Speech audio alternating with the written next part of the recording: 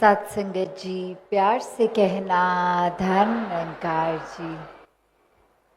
उत्तर प्रदेश के समागम में जहाँ सारी ही जगह से और देश के अन्य कोनों से विदेश से भी महापुरुष पहुँचे हैं, और पिछले 3 दिनों जहाँ ये यूथ सिंपोजियम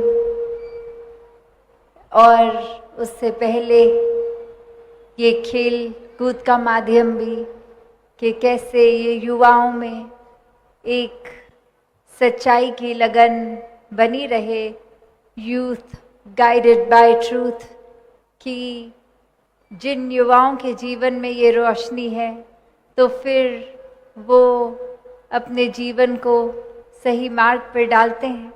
और साथ ही ये बुज़ुर्गों के होश की भी बात की गई कि कैसे ये तालमेल की बात है। ये एक जीवन के किसी भी आयु में, चाहे बाल अवस्था में हो, युवा अवस्था या बुजुर्गी में, ये एक भक्ति में जीवन जिया जा सकता है। जिस भी उम्र में है वहीं पे एक भक्ति की शुरुआत इस परमात्मा को जानने के बाद की जा सकती है। इतिहास में भी ये बहुत उदाहरण देखने को मिले जहाँ जिन्होंने वाकई ही वो जिज्ञासा से एक प्रेम अनुसार ये परमात्मा से ये दर्शन करके प्रेमा भक्ति का रास्ता लिया, वो वाकई ही फिर अपने जीवन में हर परिस्थिति में शुक्राना भाव रखते हैं। वो सिर्फ और सिर्फ परमात्मा का नाम इसलिए ही लेते हैं क्योंकि परमात्मा से प्यार है, ना कि इसलिए कि कोई भय के कारण कि परमात्मा कुछ छीन लेगा या फिर परमात्मा कोई कष्ट दे देगा। नहीं, ये तो मीराबाई का एक जिक्र लें या कोई भी भक्त का, ये प्रेम में झूमती रूह इसलिए ही कि परमात्मा हिस्से आ गया। और अब किसी भी स्थान पे हों, कहीं भी कुछ भी करते समय ये परमात्मा का एहसास ही इस रूह को फिर ये भजन भी गवा रहा है, एक नृत्य भी करवा रहा है, ये कविताएं भी लिखवा रहा है।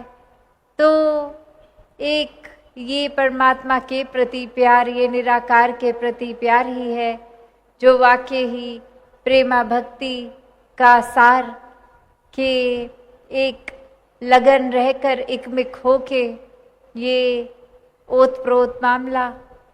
और फिर इसी भक्ति में जिन्होंने जीवन जिया, उनका जीवन वाकई ही संसार के लिए वरदान बन गया। और जिन्होंने इस सच्चाई, इस परमात्मा से अपना मुख मोड़ा, उनके हिस्से तो फिर कुछ भी नहीं आया। जीते जी भी सुख चैन अमन शांति से कोसों दूर रहे और ये मुक्ति की प्राप्ति भी नहीं। और यही संत चाहे आर्थिक अवस्था हो, ठीक ना हो, तो भी हर पल में शुक्राना करते गए और जीते जी हर पल में परमात्मा का दिया एक शुक्राना भाव ही, उसके प्रति प्यार ही। तो ये निराकार से प्यार करने वाले वाकई ही भक्त हैं। और हर एक के जीवन में ये भक्ति प्यार में रची हुई एक हासिल हो सकती है। एक कहानी जो दासी को याद आ रही है कि कैसे एक बटरफ्लाई, एक तितली जो कि इतनी खूबसूरत और हर कोई उसकी प्रशंसा कर रहा है, और वहीं एक बिच्छू, एक स्कॉर्पियन, ये भी एक उसी प्रकार मुंह पे उस तितली को बहुत अच्छे शब्द बोल रहा है, प्रशंसा कर रहा है, तुम्हारे पंख इतने सुंदर।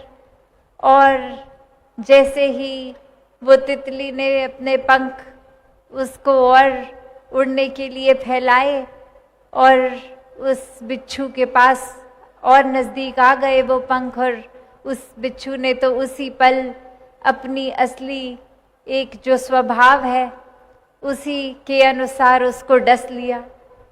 तो बात क्या हुई कि ये मुंह पे तो प्रशंसा उस बिच्छू ने भी की, पर कर्म रूप में उसने क्या किया।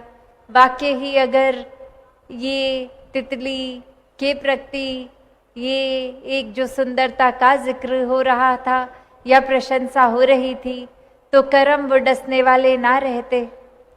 तो यही अब अगर हम भक्तों की बात फिर से जोड़ें तो यही सामने आता है कि संतन के मन रहत है सबके हित की बात, घट घट देखे अलग को पूछे जात ना पात। कि कैसे संतों ने हमेशा सबको एक साथ एक समान दर्जा दिया, सबका सत्कार किया, सबको साथ लेके आगे बढ़े, सबके जीवन में परमात्मा हो बस इसी प्रयास में अपने जीवन को भी लगा दिया। मुंह पे सिर्फ अच्छी बातें और पीठ पीछे जहर पहुंचाने का काम नहीं किया। तो जहाँ जो इंसान इस कहानी में जैसे वो बिच्छू वाले कर्म कर रहे हैं कि